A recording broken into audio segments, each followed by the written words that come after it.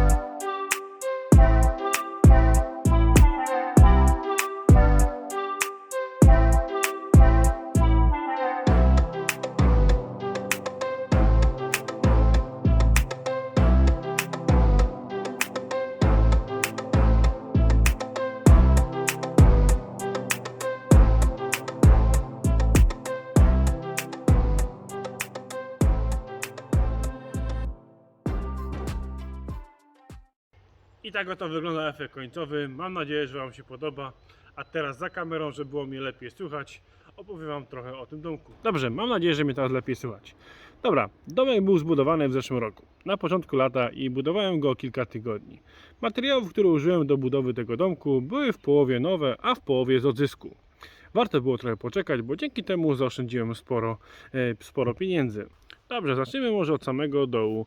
Domek stoi na 9 kantóweczkach podwójnych, przymocowanych za pomocą metalowych kątowników do betonowych bloczków, które zostały wkopane w ziemię. Zaszczały drewniane zostały wykonane takie małe, ponieważ mam plan w tym roku zagospodarować dół domku. Tylnia część domku będzie służyć za schowek, na zabawki, a przednia pod tarasem na kącik z grami. Po środku konstrukcji zrobiłem zastrzały na całą szerokość, tak aby konstrukcja była solidniejsza i wytrzymalsza. Całość domku naprawdę jest solidna i wytrzymała. Schody są zrobione z deski tarasowej, a pomiędzy właśnie tymi deseczkami jest wyłożona siatka, tak aby było bezpiecznie. Dobrze, a teraz zajmiemy się tarasem. Wymiary tarasu to 130 cm na 240 cm. Sądzę, że taki taras wystarczy. Podłoga jest z desek tarasowych, balustrada jest zbudowana z listewek, tak aby było bezpiecznie.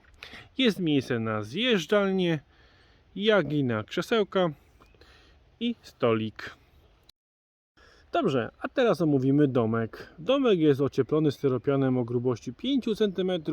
Wiem, że to mało, no ale to zawsze coś. Latem na pewno w środku jest chłodniej, a zimą cieplej. Do domku jest doprowadzany prąd, tak więc można z tego domku korzystać cały rok, za dnia jak i w nocy. W domku znajdują się dwa okna otwierane w tą stronę i te okno do góry. Mam także drzwi zamykane na klucz.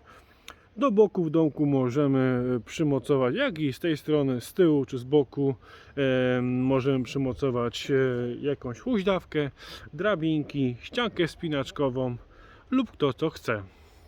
No, to tyle jeśli chodzi o wygląd zewnętrzny. Zapraszam do środka.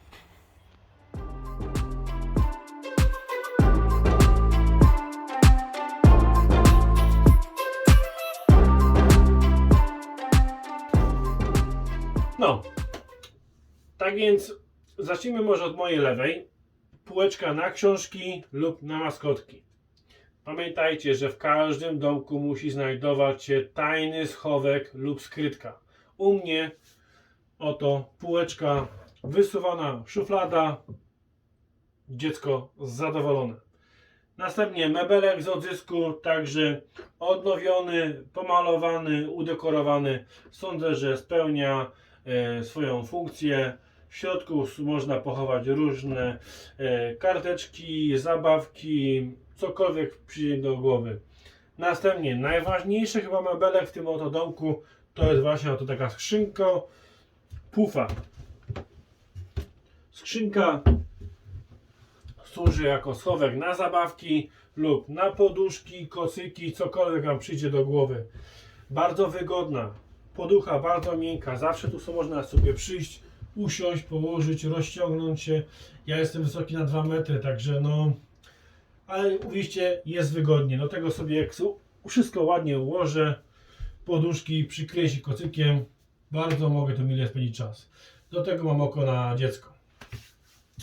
Następnie mebelki, czyli stolik, jak i krzesełko, jak i stolik, także są z odzysku. Wziąłem, odnowiłem, wymalowałem. Stolik zrobiony jest z płyty i z listewek, skręcone, wytrzymałe, pomalowane, polakierowane, także odporny na zarysowania. Następnym mebelkiem to jest kuchnia. Kuchnia była kupiona kilkanaście lat, może nie kilkanaście, ale 3-4 lata temu była kupiona w Lidlu.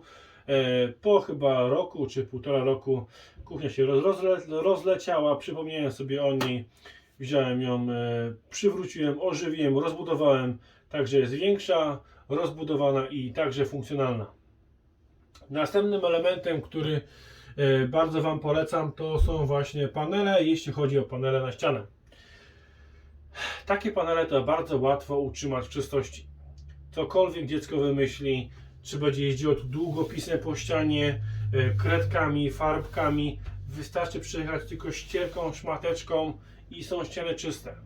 Także jeśli chodzi o materiał na ściany do takiego domku, panele podłogowe polecam, a najlepiej jeśli macie dostęp, jeśli ktoś się pozbywa takich paneli tak jak ja. Otrzymałem te panele oczywiście za darmo. Użyłem właśnie takiego domku u góry. Sufit jest zrobiony ze płyty sklejki. Oświetlenie, jak i prąd doprowadzone. Także tu mam oświetlenie LEDowe. Schowane mam listwę, czyli gniazdka mam schowane w takim właśnie schowku. Zamykane na wkręta, tak aby dziecko nie miało tam dostępu. Tylko jeśli chcę coś podłączyć, odkręcam sobie jeden wkręt, włączam na przykład sobie piecyk lub jakieś dekoracje, które w przyszłości tu mogą trafić. Bardzo fajny, trafny pomysł, jeśli chodzi o zamontowanie oświetlenia. Domek jest, jak Wam mówiłem, funkcjonalny przez nie tylko za dnia, ale także można funkcjonalny w nocy. A nawet i za dnia to te dwa okna, które tu są, no to nie jest aż, nie sądzę, że to jest akurat wystarczające oświetlenie. Sądzę, że właśnie elektryczne oświetlenie jest wręcz także wskazane. Następnie pamiętajcie, aby każde łączenie, każde szpary wziąć, zasilikonować, ponieważ w ten sposób nie dostanie tu się żaden insekt, żaden robak, a najlepszym fachowcem, który wynajdzie każdą dziurę, każdy zakamarek, to jest właśnie takie małe dziecko. znajdziecie każdą małą szczelinę czy dziurkę, którą trzeba zasilikonować. To tyle. Jeśli macie jeszcze jakieś pytania odnośnie tego domku, chętnie pytajcie, odpiszę Wam. Jeśli film Wam się spodobał, dajcie lajka i subskrybujcie. Dzięki wielkie, pozdrawiam.